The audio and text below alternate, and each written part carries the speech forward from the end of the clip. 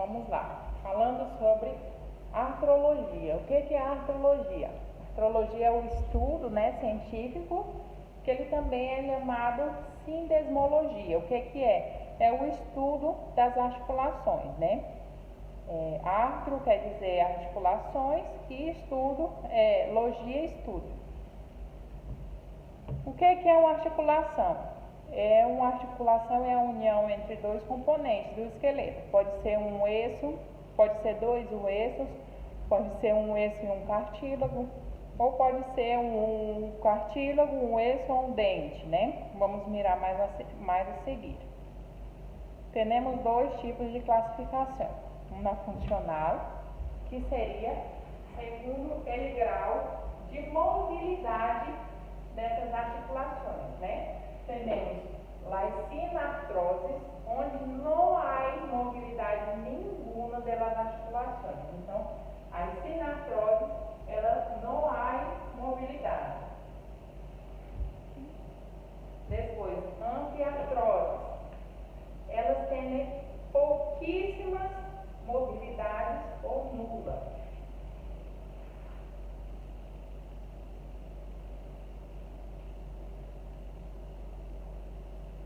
E depois temos as diartroses, que elas são articulações livres, né? Há muitas mobilidades. Certo? Essa seria uma classificação funcional. Como funcionam as articulações? De tipo sinartrose, que não há movimento, de tipo anfiartrose, que há movimento pelo pouquíssimo ou quase nulo, ou as diartroses, que é movimento livre, né, das articulações.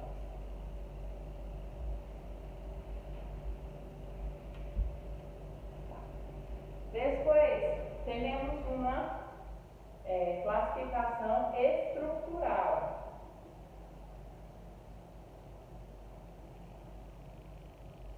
Nós outros vamos levar em consideração dois aspectos para classificar sobre essa classificação estrutural, que seria se há ou não há cavidade articular.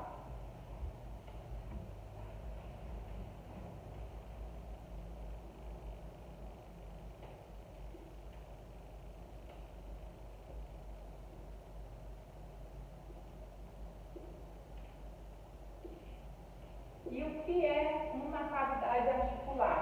É um espaço que se queda entre duas uniões, ou uniões de osso, ou uniões de cartílago.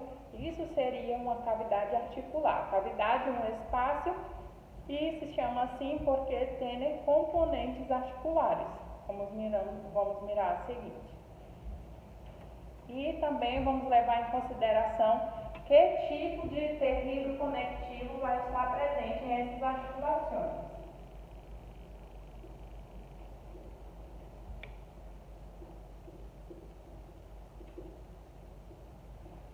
Que tipo de tecido conectivo vai estar presente em essas articulações? Nós sabemos que os tecidos conectivos, eles servem, né, como conexão, como junção da parte anatômica, né? Aí nós podemos falar que há tecidos conectivos fibrosos, cartilaginosos, sinoviais, né? E vamos detalhar mais a seguir também. Por exemplo,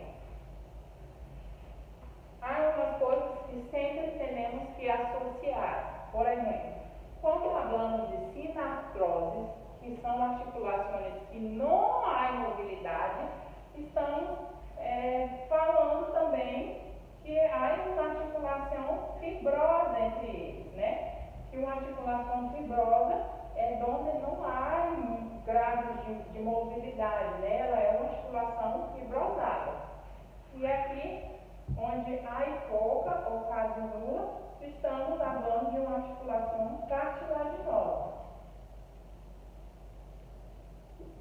E quando estamos falando de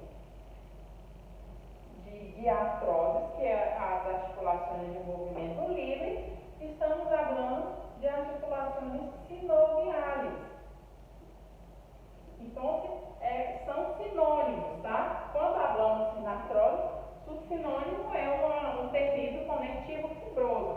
ali está presente um tecido conectivo fibroso, que não há, que não haja grande nenhuma mobilidade.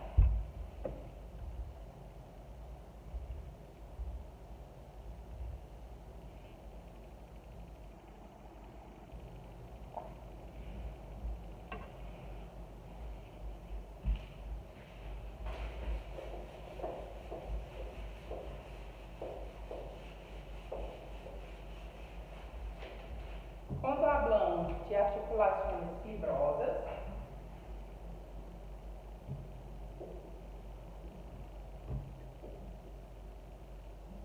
estamos falando também de 3 subtipos, que são as suturas,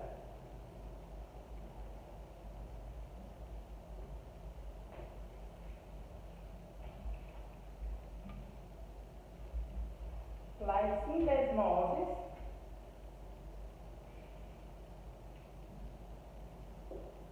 e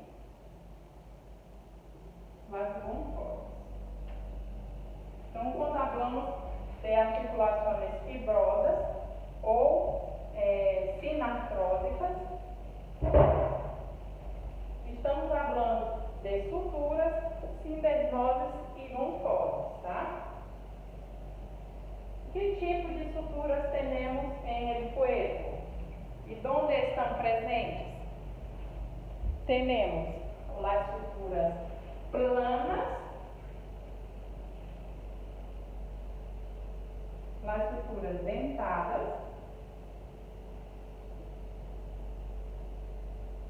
as suturas espindeléses e escamosas.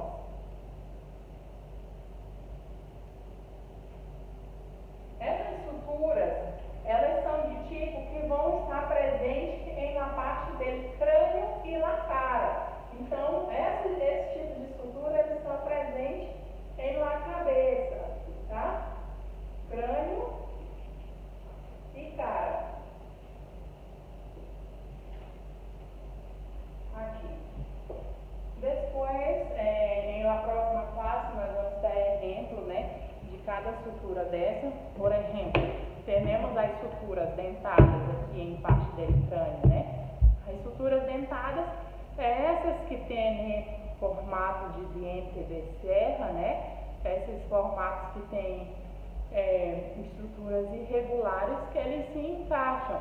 Por exemplo, temos essas suturas que é entre a parte frontal e as partes parietales, que é uma sutura dentada que se chama sutura dentada, tá? É uma sutura irregular que ela se encaixa e se chama sutura dentada. Depois, aqui entre os parietales, entre os huesos parietales, temos essa estrutura dentada aqui também, que se chama sutura dentada. Depois, a união entre o hueso occipital e os huesos interparietales se chama sutura dentada. Aqui na parte do temporal, nós já temos uma estrutura que ela é mais desenhada, tá? Essa sutura, ela tem uma característica irregular também, mas ela é mais desenhada, como se fosse cortada por um bisturi, por um bicerro, tá? E essa se chama sutura escamosas, tá? Aí alguns exemplos de sutura, Vocês miram, não há parte móvel entre eles, Não há como mover entre eles, porque não há nem um tecido conectivo que haga esse tipo de mobilidade e também não há espaço articular. Eles estão unidos entre si. O espaço articular é um espaço, cavidade articular é um espaço que está composto por componentes articulares, tá?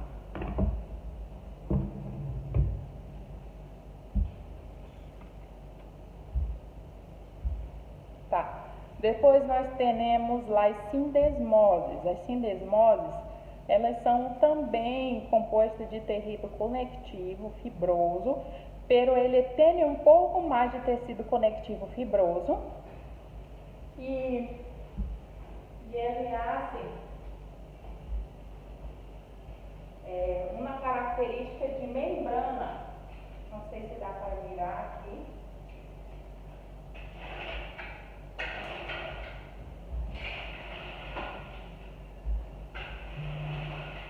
Aí uma característica de membrana, tá?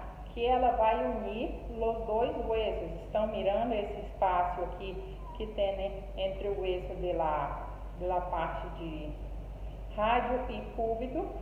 Então, entre esses dois huesos, ele tem uma união, né, de articulação fibrosa, de tecido conectivo fibroso, que hace com que eles se quedem juntos, unidos, tá? Depois temos as partes de gonfoses, né, que seria nada mais que uma estrutura de raiz del diente, tá? Tem a raiz do dente, que eles se articulam com a parte alveolar, né, com a camada de alveolos dos maxilares ou da mandíbula, tá? Então, seria a raiz do dente se insertando na parte articular, né, de alveolos maxilares ou mandibulares. Essa seria lá gônfoses ou gonfoses.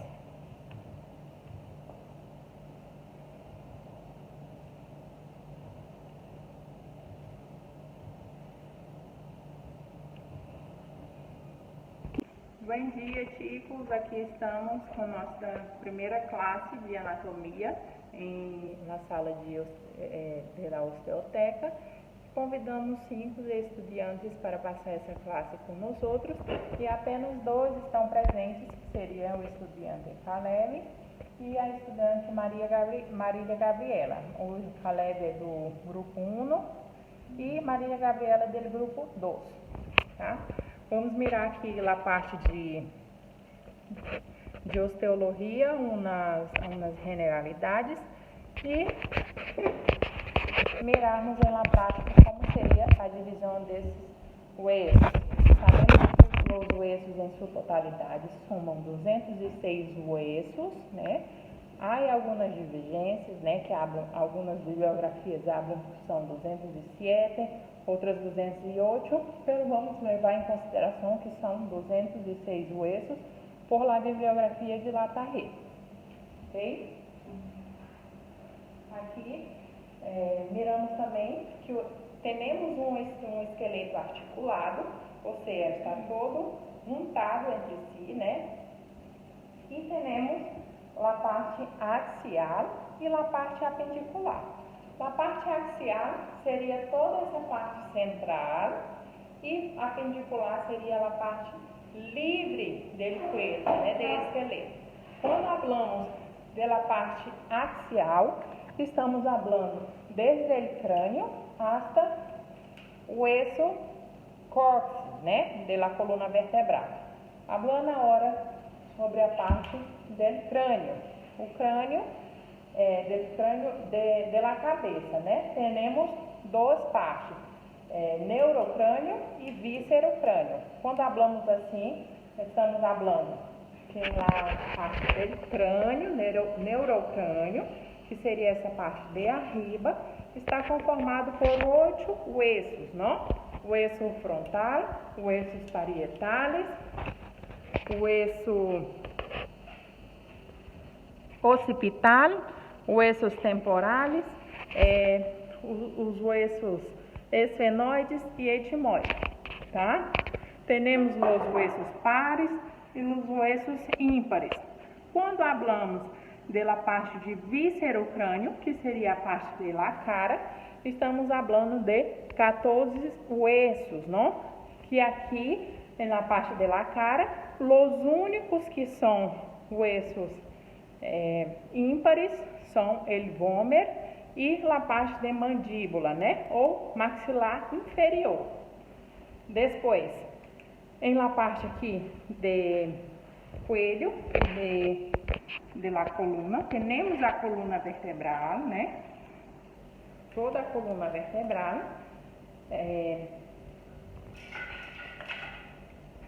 Podemos mirar aqui que lá na coluna vertebral, ela tem suas regiões, tem seus segmentos, começando por la parte de arriba, né? Seria a parte cervical.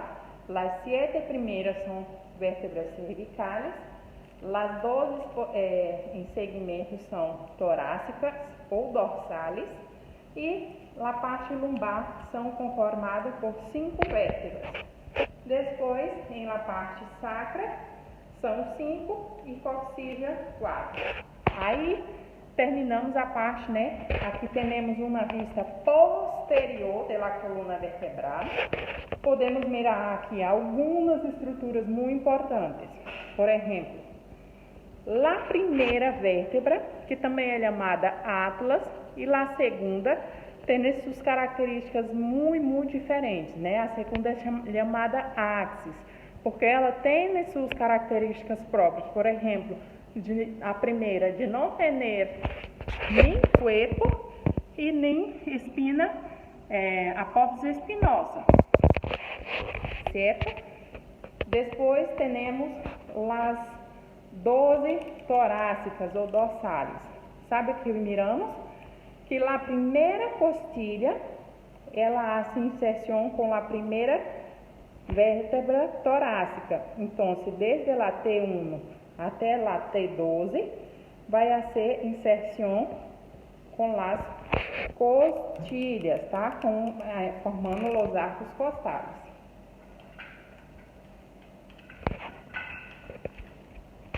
Depois aqui, em la parte de carra torácica, sabemos que a carra torácica ela está conformada tanto por o eixo esternão, como as costilhas, como os cartílagos costales e as vértebras torácicas.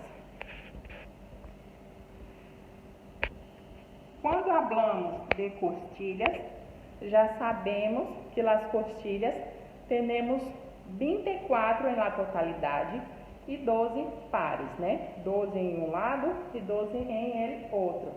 Como está constituído isso? As 7 primeiras são as vértebras as costilhas verdadeiras. As costilhas verdadeiras, por que são chamadas assim? Aqui miramos nitidamente. A primeira hasta a 7ª costilha, ela tem sua inserção direta, né, com o cartílago hasta a parte do esternão. As 3 posteriores, né, que são lá 8, 9 e 10, elas já necessitam da 7ª costilha para ser inserção com a parte do esternão, com a parte do tórax. Por isso se chama verdadeiras, porque tem contato direto com o esternão, e as 3 são falsas, porque elas têm um contato, pero seria indiretamente através da 7ª costilha. Depois falamos das costilhas flotantes, que são essas duas. Essas duas últimas são as costilhas flotantes. Mirem bem que não há articulação nem com cartílagos, nem com esternão, nem com nada. A única articulação que tem seria com ele próprio, a parte de coluna vertebral.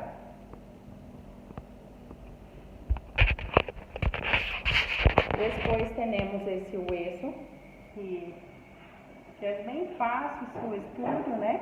Que seria o eixo dele esternão. É dividido em 3 partes: ele manúbrio, essa parte mais superior, a parte do corpo do esternão e a parte tifoidea, ok? Aqui na região do manúbrio, nós vamos ter 3 escoltaduras. Escoltaduras são essas depressões que suportam, né, que reciben los outros huesos. Por exemplo, temos a escoltadura clavicular em ambos os lados, que hace inserção com a clavícula. Pero temos em conta que a clavícula e o omoplato, né, são huesos que fazem parte do esqueleto apendicular. Agora, falando pela parte dele apendicular. Apendicular, como eu já falei, são as partes livres, né, de los huesos.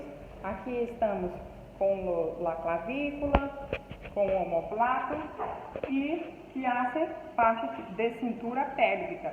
Quando falamos de cintura pélvica, seria uma estrutura que faz a função de juntar, né, de articular os membros livres com a parte central do esqueleto, tá? Então, estamos falando aí de cintura escapular, a escápula e a clavícula. Depois, na região do braço, temos esse hueso, que ele é considerado o mais grande da parte superior do corpo, tá? Da parte superior. Então, temos o húmero, depois se articulando com a una ou cúbito, seria esse. Tem um hueso que é mais grande, ele faz uma articulação aqui direta com o hueso húmero, tá? Depois temos a parte dele rádio e em la mano temos esses huesos cortos, né, que são chamados de carpos. Temos os metacarpos e temos as regiões de falanges, né, falange proximal, medial e distal. Depois, falando também das estruturas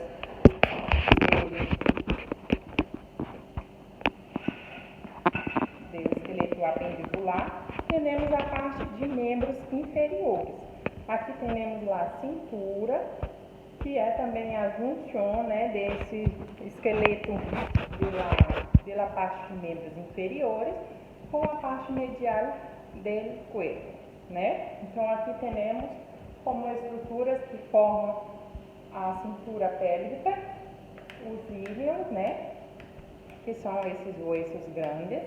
Depois, os dois huesos, os últimos huesos da coluna vertebral, que seria o sacro e o cóccix, e alguns outros huesos aqui presentes, tá? Aqui podemos falar que temos uma estrutura da pelvis, né? Temos o íleon, o isquion, a pubis, aqui a síntese pubiana, né? E mais abaixo temos a estrutura mais grande do corpo, né? O osso mais grande do corpo, que seria o osso fêmur, né? O osso fêmur, e ele está presente em ele muslo da parte inferior do corpo. E temos a estrutura de tíbia e peroné, né? A tíbia está em uma parte anterior, ela é mais resistente, mais alongada, e o peroné está em essa parte mais lateral, mais para trás, né? Mais abaixo temos essas estruturas que seriam os maléolos, né? Maléolos anteriores e maléolos posteriores, que é onde hace a terminação. E depois temos el pie, né? Que assim como há estruturas de osso pequenito, há as estruturas de ossos de tarso, metatarso e falanges.